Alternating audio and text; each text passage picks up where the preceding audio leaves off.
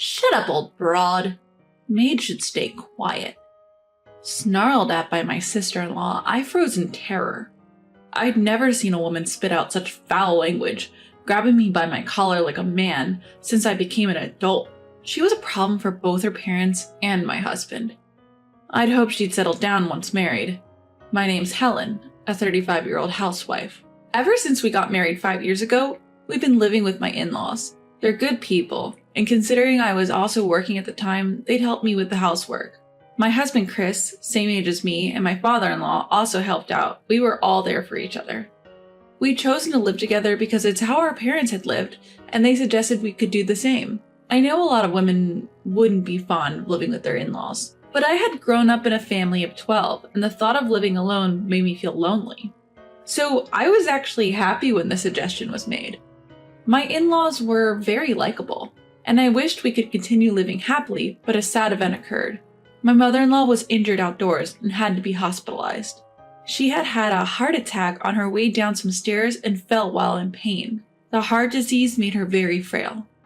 After that, I quit my job to become a full-time housewife. While visiting my mother-in-law in the hospital and doing the housework, I was grateful that my father-in-law and Chris were there to support me. In the midst of all this, my sister-in-law, Sarah, came back. Sarah had always been the black sheep of the family. She's 33 now, working part-time in a clothing store and supposedly doing some night work as well. Before we got married, my father-in-law had said to her, "If life is too tough, you can live with us." But she had flatly refused. "I can't do whatever I want if I live at home." So, she'd said, and troubled my in-laws. Because she'd always been irresponsible. In school, she'd fought with her teachers and caused trouble for my mother-in-law. She had conflicts with classmates and even had an affair with a married man during her college years, caused a big problem involving his wife. According to my mother-in-law, Sarah had been a very honest and kind person. However, because her hair was naturally blonde, and also she has an attractive appearance, she'd faced hardship in school due to stereotypical prejudice against blonde women. That's how it started, and she had become jaded. Especially in middle school, the situation was severe. Her teachers looked down on her even though she had done nothing wrong. Feeling that she'd be criticized regardless, Sarah's behavior and grades were gradually getting worse. I understand the situation as I had also attended a strict school. One of my friends had natural blonde hair and faced difficulty. My friend was very sensitive and would look down when scolded by teachers, so I often stood up for her. I always protested against teachers who judge people by their appearance. After that, stubborn teachers in my school gradually began to change their attitudes. She must have grown up with her heart wounded, so I hoped she could relax while living in our in-laws' house. I knew she was worried about her hospitalized mother, so I decided to take her to the hospital with me. I was mistaken to have thought so. As Sarah walked into our family home, she looked at me and without even saying hello said, "Oh, are you the housekeeper? I'd love some tea." Immediately, my father-in-law raised his voice in anger. "Sarah, apologize to Helen. She's Chris's wife. She's not the housekeeper." "Eh? She seems so plain. And she's not even pretty. I thought she was a housekeeper on the job. Chris, you have terrible taste in women." Anger began to stir within me, but I decided to respond maturely, and I flashed Sarah a smile.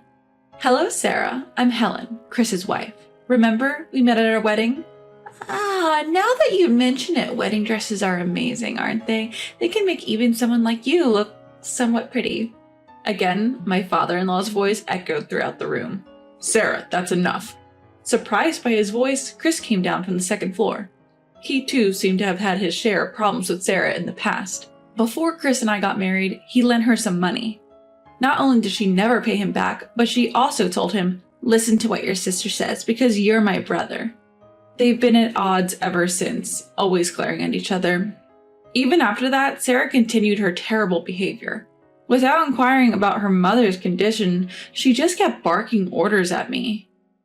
"Hey, housekeeper, make some tea quickly. Also, bring out some snacks. When I come home, you should be ready immediately, shouldn't you?" The one who glared at her with stern eyes was Chris. "Helen isn't a housekeeper. If you keep talking like that, you'll have to leave. Weren't you supposed to be worried about Mom?" "Mom? She's in the hospital, right? Shouldn't the doctors be taking care of her? But if you don't see her, how would you know what's going on? How much she's suffering from her illness? What kind of injury she sustained? Besides, Mom has always been worried about you, Sarah. Wouldn't it be nice if you showed her your lively face? With a sigh, Sarah responded, I'm not interested in the women who gave birth to me as a blonde woman. My father-in-law got up and shouted, Your mother isn't to blame. Do you know how many times your mother cleaned up your mess? How much love she has poured into you? Have you ever thought about how I feel? No one understands the feelings of being whispered about, being seen differently when you're a child. Oh, I shouldn't have come. I just came to talk about getting engaged, and it's seriously annoying. Sarah looked as if time had stopped in her rebellious phase. As she headed towards the front door to leave, I chased after her. Congratulations on your engagement, Sarah. Ignoring my words, she tried to leave, but I continued. Are you really not going to visit your mother? That's when Sarah stopped in her tracks. You're so annoying. I just came to talk about my engagement to a rich man. I see. I apologize. Oh, you've found an amazing man. But remember, jobs don't determine a person's worth. Of course, I admire people who save lives and support livelihoods. I respect those who provide places for people to enjoy. Even housewives who might not make money but work tirelessly for their families are valuable. Every job in this world serves a purpose for people. So don't judge people by their jobs. Your father and Chris are your family. Don't look down on them. As soon as I said this, Sarah's face changed. With a look of deep hatred, she glared at me. The next thing I knew, she grabbed my collar. I was engulfed in a chill, like a jolt of electricity. Shut up, you old hag. Housekeepers should keep their mouths shut. Fear overwhelmed me. My heart felt as if it had shrunk, causing a painful sensation in my chest. I tried to yell, but no voice came out. I was so scared that I shut my eyes. Then I felt Sarah's hand slip away from my chest, and a sigh of relief escaped me. I'm bringing my fiancé over next week. Act like a proper housekeeper and stay in the corner. Sarah spouted off before slamming the door shut with a loud bang. I hoped her aggressive demeanor would mellow out once she got married. That's what I thought to myself. 3 days later, something happened. As I was walking around the neighborhood to go shopping, I saw a little girl in the park. She looked about the age to start elementary school, her face covered by her hands, crying loudly. What's wrong, sweetheart? I lost my mom, she replied. I too was quite mischievous when I was younger, often running around and getting separated from my parents. My siblings would always find me during those times. Where did you get lost? I don't know. After asking her name, I held her hand and began loudly calling for her mother as we walked around. Luckily, we found her mother quickly. The woman thanked me with tears in her eyes. On closer inspection, I recognized her as an old classmate. Emma, is that you? Wait, are you Helen Wilson? Wilson is my maiden name. Hearing it after such a long time brought back memories. I can't believe the mother of the lost child is you, Emma. I'm truly sorry for the trouble. My daughter was chasing a bird, and I lost sight of her. Thank you so much. After sharing a laugh, we decided that running into each other was fate and exchanged contact information, promising to grab a coffee sometime. We had been in the same class, but not in the same group, so we didn't interact much. But now that we're adults, I feel like we might have gotten along well, even back then. The next day, I went to a cafe with Emma. She too is a housewife, and her daughter is currently in kindergarten. As we chatted about our childhood and recent events, time just flew by. As the conversation turned to the topic of marriage, Emma looked somewhat distressed. My older brother is finally getting married, but I'm a bit worried. The girl he's marrying was known as a delinquent around our neighborhood. Maybe she's become a better person if your brother wants to marry her? I hope so. By the way, did you know that my brother had a crush on you, Helen? I was shocked. What? Well, we weren't in the same grade, right? You were pretty popular, Helen. Everyone had a crush on you. Did you know that even the guy I had a crush on was into you? She told me his name. His face came to mind, but I had no idea he had a crush on me. I was actually a bit jealous of you.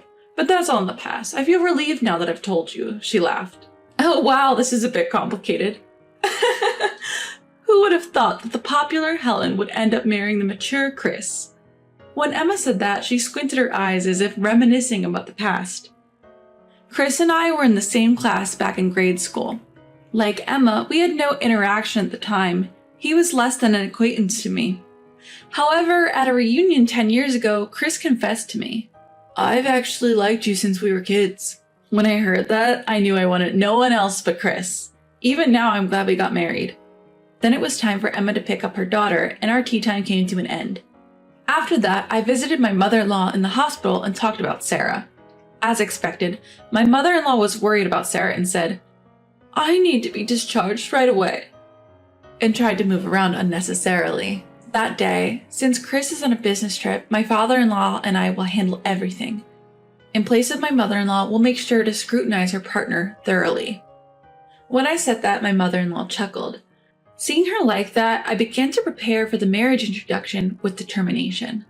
Then on Saturday, Sarah brought her fiancé. Remembering the incident from last week when Sarah grabbed me by the collar and yelled at me, I shivered with fear. I had to pull myself together and manage to smile. Her fiancé was a hefty man and looked quite strong. For some reason, when he saw my face, he seemed surprised. My father-in-law and I invited them inside and asked them to take a seat. When I went to prepare some tea, I heard my father-in-law and Sarah's fiancés exchanging greetings from the living room. However, I missed hearing his name as I was busy boiling water. When I returned, I had to properly greet him. I thought about this as I made the tea and placed it on the table when I got back to the living room. That's when Sarah gave me a smug smile and said, "Mike, this woman is our housemaid. She works for us for free. Isn't that hilarious?" During our marriage introduction, saying such a thing, Sarah must be out of her mind. Even if she looks down on me, she should not express it in words. My father-in-law immediately scolded Sarah. "Sarah, that's enough. Mike, I apologize." "No, rather, Sarah, why do you call her a housemaid?" Mike, despite his appearance, spoke gently. However, he was furrowing his brows, staring at Sarah. "Well, that's what she is, right? Who would tie their hair back in a single knot nowadays? Wearing cheap clothes with jeans and an uncool apron? At least she seems to be wearing makeup, but I bet she uses cheap, non-branded makeup. She looked the same when she came last time. I can only think she's given up on looking like a woman." It looked like my father-in-law was barely holding himself back from yelling. As for Mike, he was taken aback, his face turned pale. "Don't you know? We went to the same grade school, right? When Sarah was in 7th grade, she should have been in the 9th grade. I thought everyone in the neighborhood knew that." And then my father-in-law answered, "My daughter seems to have little interest in anything other than herself. I'm sorry." Both Sarah and I were confused, not understanding what they were talking about. By chance, do you know who I am?" When I asked Mike, he smiled. "I apologize for the belated greeting. You used to be Helen Wilson before you got married, right? You might not know me, but my name is Mike. I heard my sister recently met you." "Oh, Emma, your sister was saying her brother is getting married. I never imagined it was with Sarah," I exclaimed in surprise, my voice ringing out a bit too loudly. "By the way, what does it mean that people in the neighborhood know about me? Is it because I come from a big family?" When I timidly asked that, Mike laughed and replied, "There are various reasons. Don't you know, Mrs. Wilson? You were pretty famous around here. Not just for being cute, but you also stood up to the hard-headed teachers and changed their attitude. You were student council president in middle and in high school, and the number of guys you've rejected is said to be over 300, among other tales, right?" Having heard that from Mike, I felt my body heat up in embarrassment. Surely my face must be turning bright red. "Oh, come on, what are you talking about? I knew people noticed me because I was one of 10 siblings, but I didn't do anything that great when I was a student. And I've only rejected about 5 guys who confessed their love to me. I heard from my sister that you stood up to the teachers to protect a kid with naturally blonde hair. The prejudice against them did not change immediately, but the teachers' attitudes gradually changed." Then Sarah loudly retorted, "Weren't Helen and I in different schools? I mean, I was constantly looked at with jaundiced eyes at school." My father-in-law sighed and started speaking.